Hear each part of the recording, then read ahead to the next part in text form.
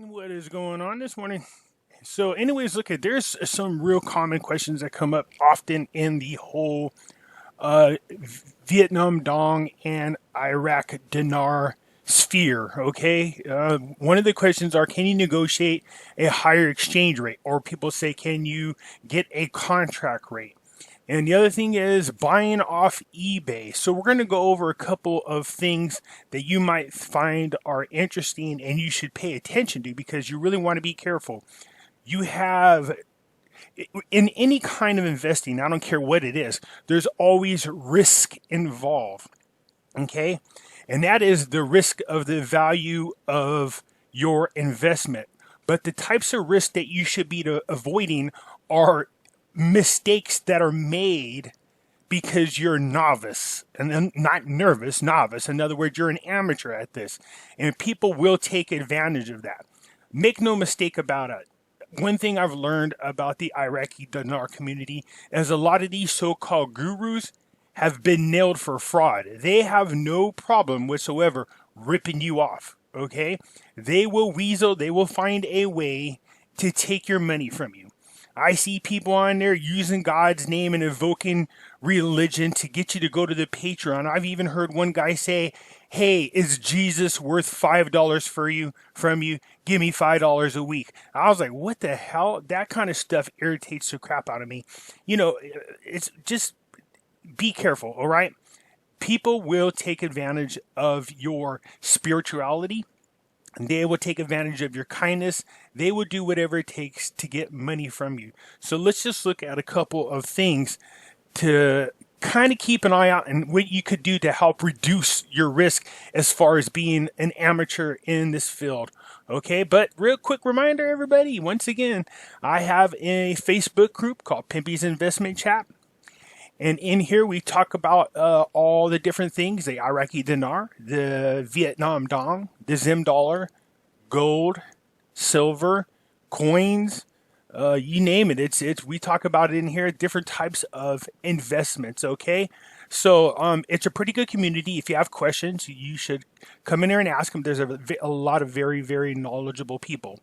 I will make one warning to you. If you come in here and you start off a post with my military intelligence or my CBI insider, you're going to get blown away real quick. These people in here have been in this game for a long time. They've been lied to for a long time. Even if you had a legitimate military connection or a legitimate CBI connection, I wouldn't start off that way because we know there's a lot of BS artists in the dinar and Vietnam dong sphere that use that to con people. So if you do have that kind of connection and you want to share information, just say it is my understanding or from what I've heard. But if you start off with, well, my deep state military contact, these people are going to rip you apart. Okay, so just be careful with that kind of stuff. It's happened before and people thought, oh, that's awfully rude. Well, no, it's just that they don't want to hear that crap. They've been lied to. They've had this crap drag on for over a decade in most cases, all right? And these so-called experts, these so-called insiders, tomorrow's going to be the day, and the rate's going to be this, man. They don't want to hear that crap, all right? So just be careful when you come in here. Don't start off that way. Okay, so let's talk about buying off eBay. I buy a lot of things off eBay. I am a coin collector. This coin here I really want bad. But here's the thing when you're buying off eBay. A lot of people get ripped off. There's a lot of counterfeit off eBay. Okay, so if you're going to buy the Iraqi dinar, if you're going to buy Vietnam dong or any other item, I don't care what it is, there's certain things you could look for that would help lower the possibilities of something being fake or you getting ripped off, okay? And I'm going to show you what I'm talking about. See these coins? I collect them. They're beautiful. Look at them. This is a silver coin, okay? It's a gorgeous coin. As a collector, as a numismatic collector, there are certain things I look for, all right, in coin collecting. One is the detail, okay? And for those of you buying silver, see over here where it says 2018 AG 999 2 ounce. Okay, by a law, in order for for you to sell silver or to deal with silver, unless somebody does a mount for you and you personally see them do it, the coin or the item has to reflect the purity of the silver. You have to see that .999 or .99999 on there it's got to be on there, okay? In the coin sphere, or if you're stacking silver and silver bars, these stamps have to be on there, and I wouldn't trust anything outside of it unless somebody is melting down silver, okay? That's a little different. Not everybody has a stamp on there, but I would be very careful about who you're buying from. So as a coin collector and as a person who stacks silver, I look for these types of things. What I also look for in coins, just so you know, because since we're already on a topic, is the artwork or the craft. I look at the details on the coin. This coin is beautiful. It is gorgeous, all right? The details on these coins are unbelievable. But I also look for something else when I'm collecting coins. I look for mintage. You can see here, there's only 2,000 of these coins made worldwide. So when you get down around to that low of mintage, this is what I look for, because over time, something will happen to other coins and they'll get damaged or, lost or what have you. And the lower the amount of coins, the more valuable your coin is, because there's not very many around. This coin right now is a great deal. You can see it's at $199. Now, if I'm saying to myself, I want to buy this, and this is the same with any kind of currency, gold, silver, anything that you're buying from, one of the things I look for is, see this over here? This is the seller. Just because he's got a fancy logo doesn't mean he's a legitimate seller. That's not what I'm looking for. See this thing right here? These are the feedback scores.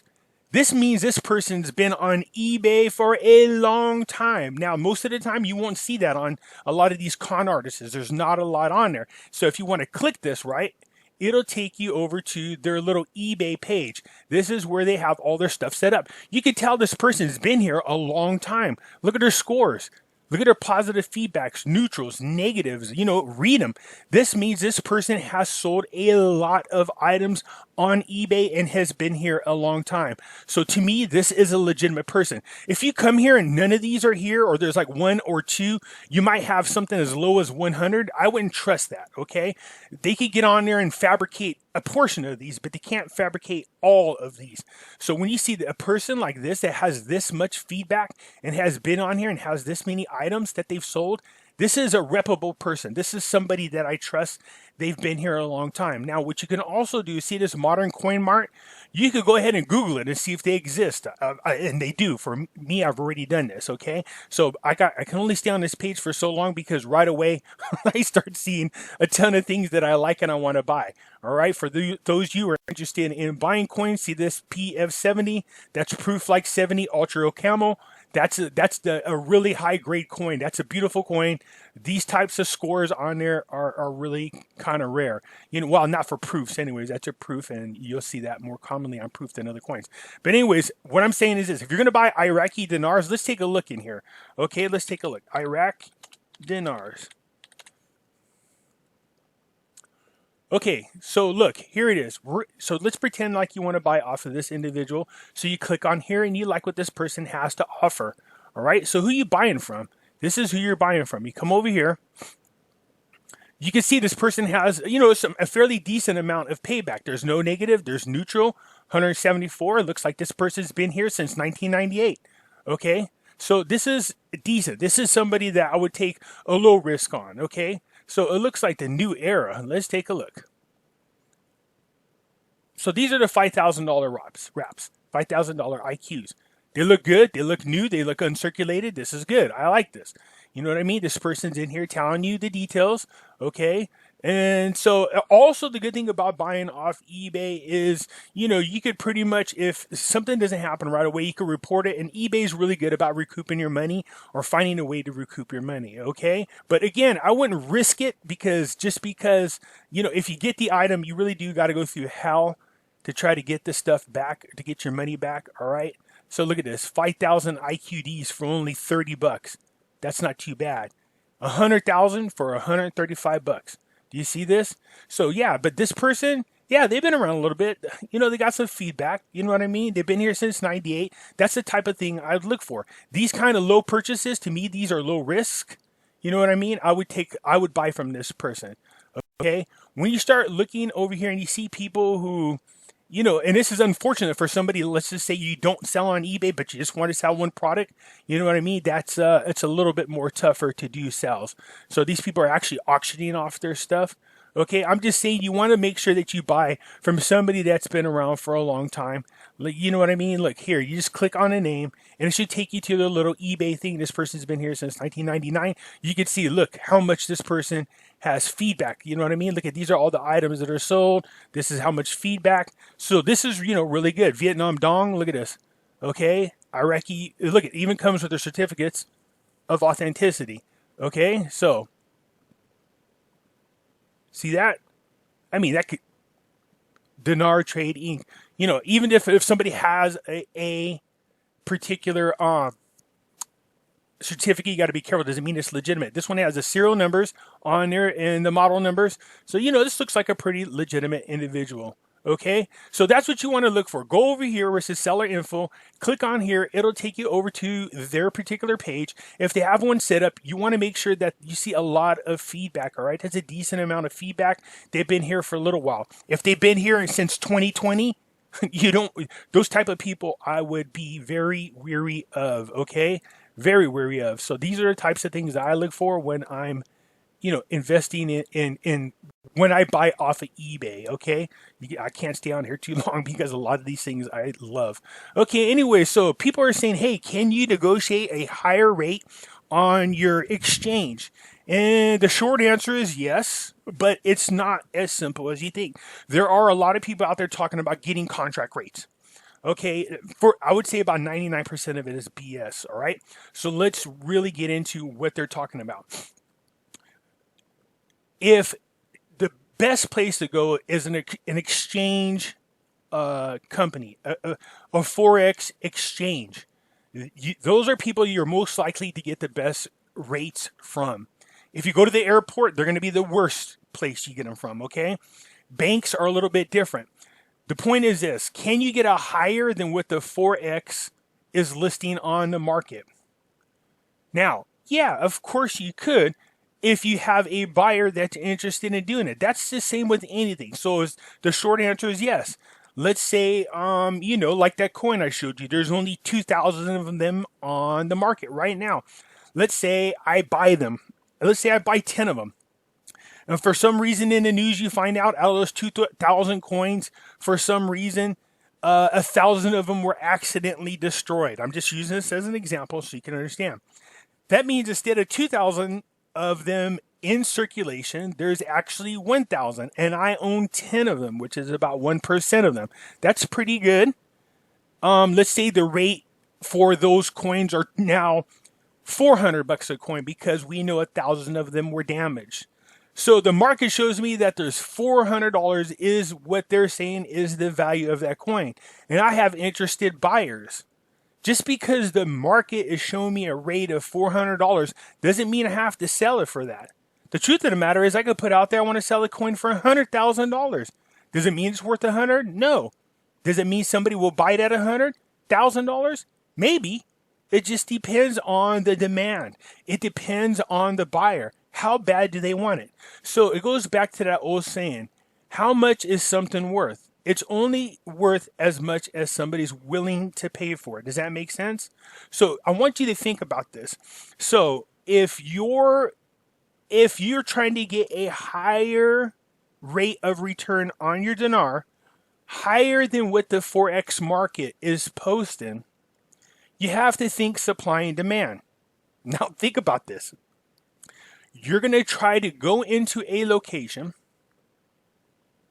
after a rate change has taken place and negotiate a higher rate for them to buy back a currency, which is now flooding the market worldwide. Do you think you're going to get a higher rate of exchange? No, you're not. All right.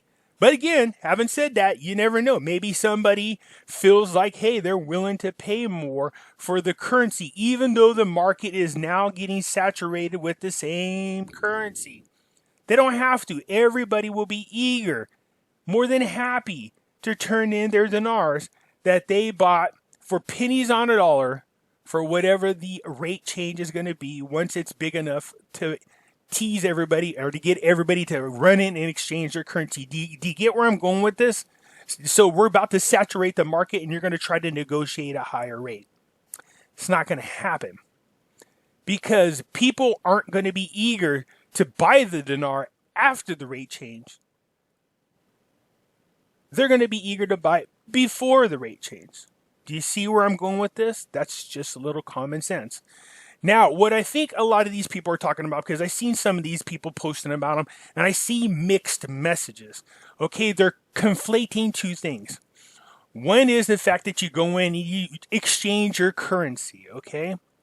You know, as far as negotiating a bigger rate, let's say that you are one of those people who are holding on, and we're just doing this for the sake of this example. Let's say you have 20 million Iraqi dinar, 20 million. And all of a sudden today, we wake up in the morning and find out that it is now recognized internationally. It is now trading on the Forex market at $3. So the rate is now $3 for every one Iraqi dinar. Congratulations, your 20 million dinar is now worth 60 million US dollars. Hell yeah, you're going to run down there to the bank and start to do what you need to do, or wherever you're going to go to exchange your currency. Now, just because you have a large amount of money doesn't mean you'll get a higher rate. But what I will see happen, and I'm pretty sure this is going to happen, banks would be eager to have you keep your money in your account so you can negotiate a different type of rate in this way. And that is, if you agree to leave your money sit in an account, whether like it's a CD, a short-term CD, 5 years. So you know what I mean? Like you say that you're going to leave, or they will lock in X amount of those dollars. So you got 60 million US dollars. You know, you can negotiate a higher rate of return, interest, if you lock a certain portion of your money into the bank and allow the bank to use your money to do business off of. As we know, if you think about fractional banking, for every $10 million, this will allow them to do $100 million in business. So it's worth it to them to pay you higher return of interest so they can use your money to do business with, especially with such a large amount of money. This is how the rich get richer. They keep their money scattered in multiple locations. I told you somebody showed me in Malaysia, the second largest bank in Malaysia has a 5-year CD account in which you lock in X amount of dollars and you'll get 12% per year locked in on however much money you deposit in there. Okay, so banks will do stuff like that. But as far as your actual exchange rate itself, you're not going to be able to negotiate a contractual rate on a currency that the market is about to be flooded with. As a matter of fact, don't be surprised if you don't see it start dropping in value. Think supply and demand. If you have, like that coin, let's say the same example, let's use that silver coin that I said to you, there's 2,000 of them. 1,000 of them we find out were destroyed. That means there's only 1,000 of them in circulation. Do you see now there's less supply and demand? The coin's a beautiful coin. The mintage is very low. Your premiums just went up. The value of the coin went up. Why? Because there's less of them available for people to buy. Do you see where I'm going with this?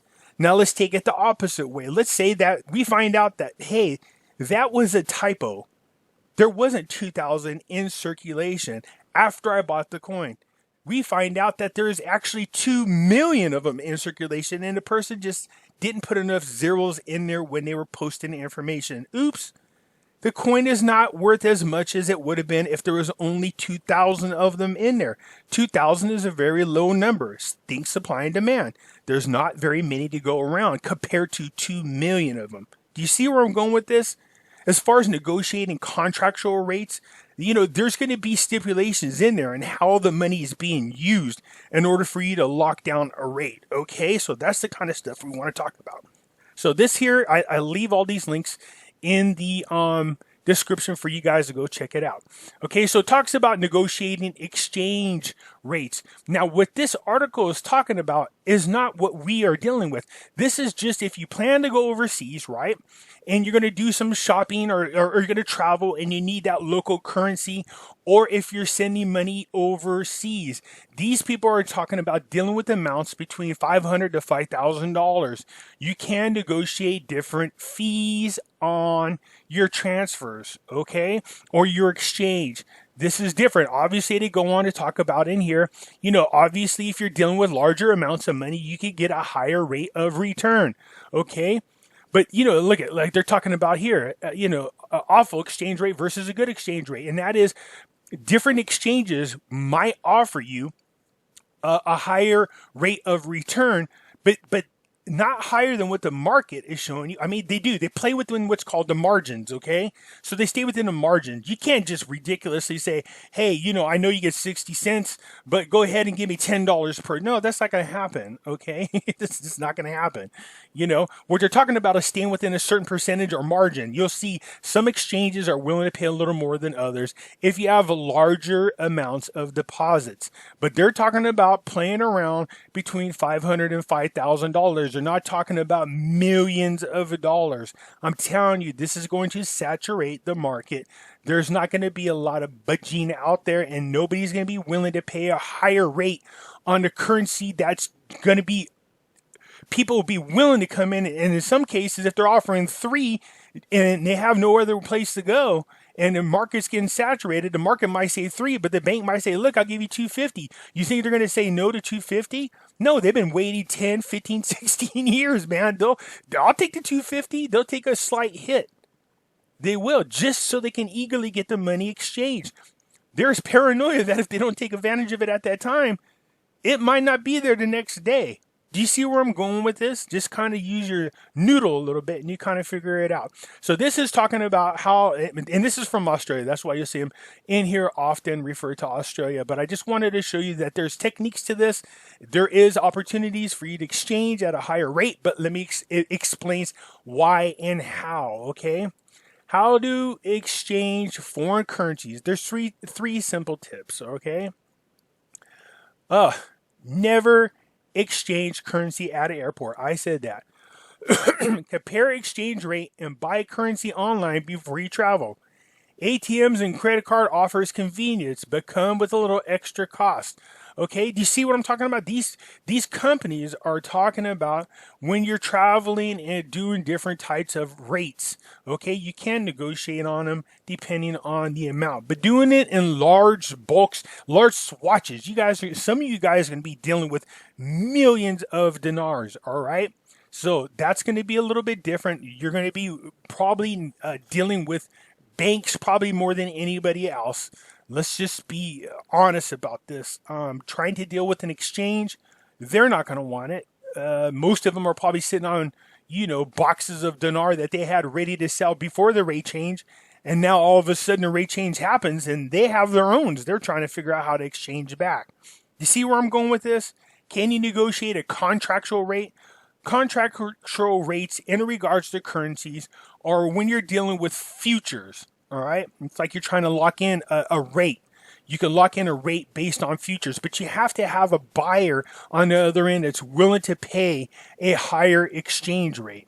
So again, the short term, can you lock in a higher rate? Yes, that's the short term. But the long answer is it's a lot more complicated than people say. All these people talking about, I know somebody or we can do this together. Let's get into a group and let's demand a higher rate. No, why? Let me ask you this way. Let's just flip the script. Let's pretend like you own the bank. You own the bank. All of a sudden, the rate change happens again. It's now 3-1. And you live in, let's say, San Francisco. And you're the bank. San Francisco probably has a plethora of people who have invested in the dinar. Not to mention all the people around the world that are all going down to finally exchange their dinars. Knowing that these people are getting ready to saturate the whole market with a currency, are you willing to give a group of people or an individual that is holding a large amount of that currency are you willing to give them a higher rate than what the actual official exchange rate is? Now, how you lock yourself into a contractual rate is if somebody who is interested in the currency believes that in the future the currency is going to go even higher in the exchange rate. They'll be willing to lock down in a contract, all right? But that's usually with businesses, trade banks, they do this kind of stuff. The average Joe, I find it hard to believe that you're going to be able to get into any kind of contractual rate based on the fact that the market is going to be saturated with that currency. It's going to be everywhere. And they could just hold out and get it cheaper from somebody else. Do you see where I'm going with this? I hope that makes sense. All right? So look, if you want to try to shop your currency around, by all means, boo-boo, do you, okay? But here's the thing. There is, I'm going to tell you this, there is a risk that once the market starts getting saturated with the Iraqi dinar, that the value actually starts to float and goes down because there's so much of it available. So do you really want to take that risk? Like I said, if somebody's willing to enter into a ironclad contract with you and it's all done legally and they want to pay you and you want to take the time to run around and try to shop that, or you want to take the risk and do that type of negotiation with a person who's not reputable, then you're risking your currency. Remember, I told you in the beginning of this, you want to reduce your risk. All right? Don't. So if you don't mind me making a suggestion, that is this. Go down to your bank and just make the exchange with them. There's going to be a fee. You can negotiate the fee on those larger amounts of deposits. Most of them want to charge 1%. You know, maybe they just know by sitting on a larger amount of them, they will get a larger amount back. So they're willing to charge you a lesser fee. You know what I mean? That's different. Also, a lot of those banks, if you're going to leave the money sitting in your account, I'm sure you can negotiate a higher savings interest rate. But I wouldn't leave it in savings. As a matter of fact, I wouldn't keep any of my currency in a bank. It's costly right now. Interest rates are too low. It's not going to happen. I'd put mine in gold and silver, is what I would do, and just wait till whatever this financial crisis that's going on around the world simmers down. Or if you can, find a way to lock it into a short term, not all your money, but a short term CD like the one I was talking about in Malaysia. If they're willing to pay me 12%, if you have that kind of money, I bet you can negotiate getting higher than 12% because they could do a lot more with your money. Do you see where I'm going with this? They might give you 12%, but they might be charging the person borrowing the money 15, 16%. You know what I mean? So you could get a little bit higher of return. Anyways, I hope that answers your questions. Smash the like button, subscribe if you haven't already, and thank you very much.